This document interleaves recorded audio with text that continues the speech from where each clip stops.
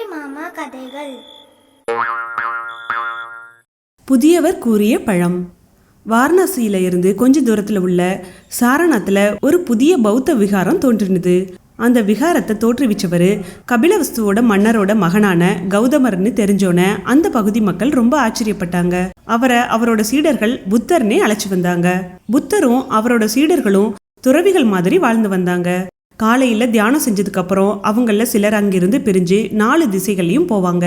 ஒருத்தர் மேற்கு பக்கத்து கிராமத்துக்கு போனா இன்னொருத்தர் வடக்குல உள்ள கிராமத்துக்கு போவாங்க. இவங்க பிக்குகள்னு அழைக்கப்பட்டாங்க.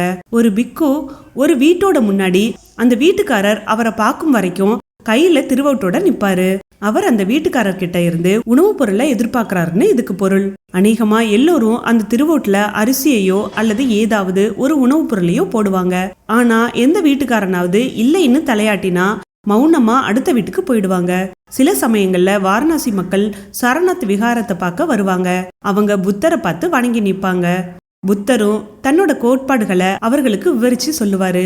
மேலும் அவங்க கேட்குற வினாக்களுக்கு பொறுமையோட விடையளிச்சு அவங்களோட சந்தேகங்களை போக்குவாரு. மக்களும் அவர் சொல்றத ரொம்ப பக்தி சிரத்தையோட கேட்பாங்க. சாரநாத்துக்கு பக்கத்துல ஒரு வட்டி கடைக்காரன் இருந்தான். அவன் ஒரு நாளும் பௌத்த விகாரத்துக்கு போனதும் இல்ல, புத்தரை தரிசிச்சதும் இல்ல.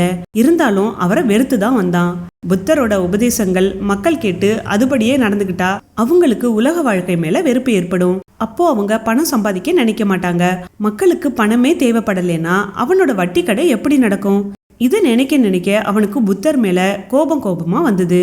ஒரு நாள் காலையில அந்த வட்டி கடைக்காரன் ஆத்துல குளிக்க போனான்.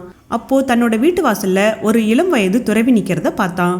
உடனே அவன் மேல கோபம் கொண்டான். அவன் கொடுக்கறதுக்கு ஒண்ணு இல்லைங்கிறது போல தலையசைச்சிருந்தா அந்த இளம் துறவி அங்கிருந்து போயிருப்பாரு. ஆனா அந்த துறவிக்கு பாடம் கற்பிக்கலான்னு நினைச்சான். அதனால அவரை பார்த்து, ஏய், நீ உண்மையிலேயே யாருன்னு உனக்கு விளங்க வைக்கிறேன். நீ ஒரு ஊர் சுத்தி உதவாக்கற, ஒரு பைசாக்கு கூட உபயோகப்படாதவன்னு கத்தினான். ஆனா அந்த துறவியோ அந்த ஏசலை கேட்டுக்கிட்டு எதுவும் பேசாமலேயே இருந்தாரு.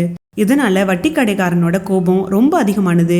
அதனால அவரை அடிச்சிடுறவன் மாதிரி கைய ஓங்கி அந்த துறவியை நோக்கி வசவுகளை பொழிஞ்சுக்கிட்டு இருந்தான். அதனால அங்க ஒரு கூட்டமே கூடி வேடிக்கை பார்க்க ஆரம்பிச்சுது. வட்டி கடைக்காரன் இப்படியே 1 மணி நேரம் கத்திக்கிட்டு இருந்தான். அப்பவும் அந்த துறவி எதுவுமே பேசாம நின்னோன வட்டி கடைக்காரன் அவர் பக்கம் போய் உத்து பார்த்தான். அவரோட அமைதியான தோற்றம் அவனை வசீகரிச்சுது. தான் எப்படி கத்தியும் அவர் பேசாம நிக்கிறத பார்த்து அவன் ஆச்சரியப்பட்டான். பிறகு அவன், ஏன் பேசாம நிக்கிற, வாய் திறந்து எதையாவது சொல்லுன்னு சொன்னான். இளம் துறவி புன்னகை புரிஞ்சு தன்னோட தொங்கு பையில இருந்து ஒரு பழத்தை எடுத்து, நண்பரே, நான் இதை உங்களுக்கு கொடுத்து நீங்க அதை ஏற்க மறுத்துட்டா இது எங்க போகும்னு கேட்டாரு. அதுக்கு வட்டி கடைக்காரன், இது என்ன கேள்வி, அது வேற எங்கேயும் போகாது, உன்கிட்ட தான் இருக்கும்னு சொன்னான். இளம் துறவியும், நீங்க சொன்னது ரொம்ப சரி, நீங்க சொன்னதையெல்லாம் நான் ஏத்துக்கல, அதனால அதெல்லாம் உமக்கேதான்னு சொன்னாரு. அதை கேட்டு வட்டி கடைக்காரன் திகைச்சு போனான். தான் திட்டியதெல்லாம் தனக்கேதான்னு தெரிஞ்சுக்கிட்டோன்னு அவன் வெட்கப்பட்டான். அப்போ கூட்டத்துல நின்ன சிலர் இளம் துறவிய அடையாளம் தெரிஞ்சுக்கிட்டு, புத்த பிரானான்னு சொல்லி வணங்கினாங்க. வட்டி கடைக்காரனும் அவரை வணங்கி நின்னான்.